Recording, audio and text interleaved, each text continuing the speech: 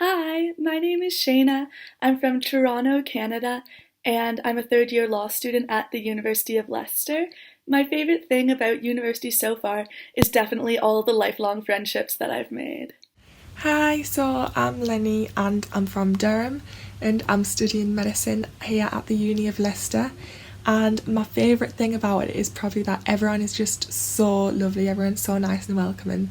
So it's really easy to make new friends and meet new people while you're learning and having fun too. So the best bit about halls is easily all the friends that I made.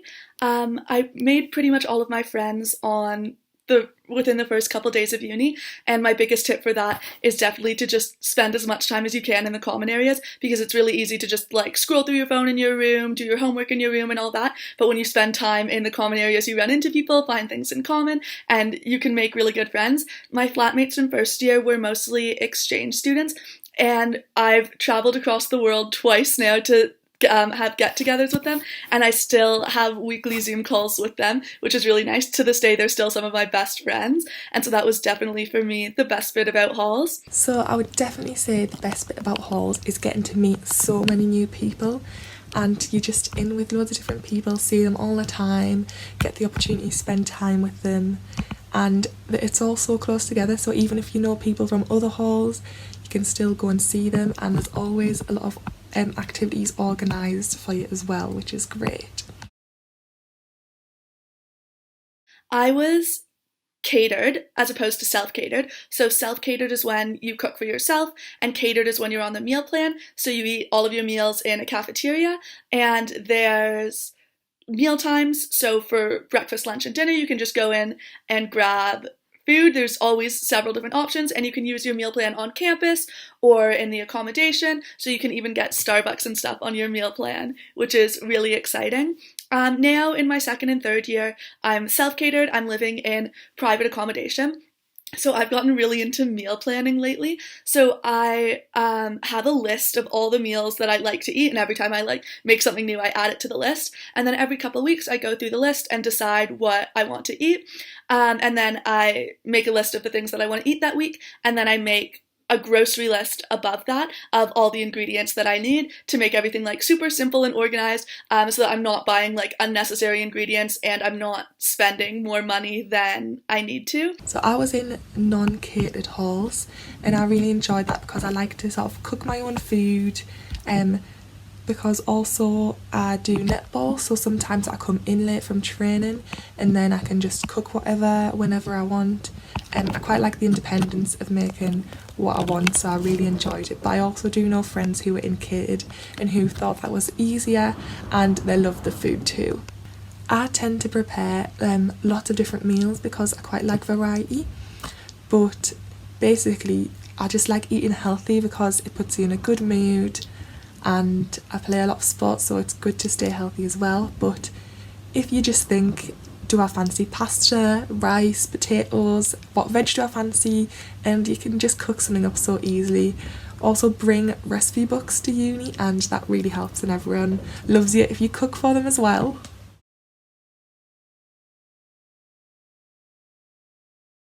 I've really enjoyed the independence of cooking and doing laundry for myself. My mum always makes dinner at 6 o'clock every night, and while that routine is definitely really nice, having the independence of being able to cook when I'm hungry and do maybe half a load of laundry, which my mum would have killed me for doing, has definitely been really nice. And the whole like learning how to be a real adult thing, I've thoroughly enjoyed.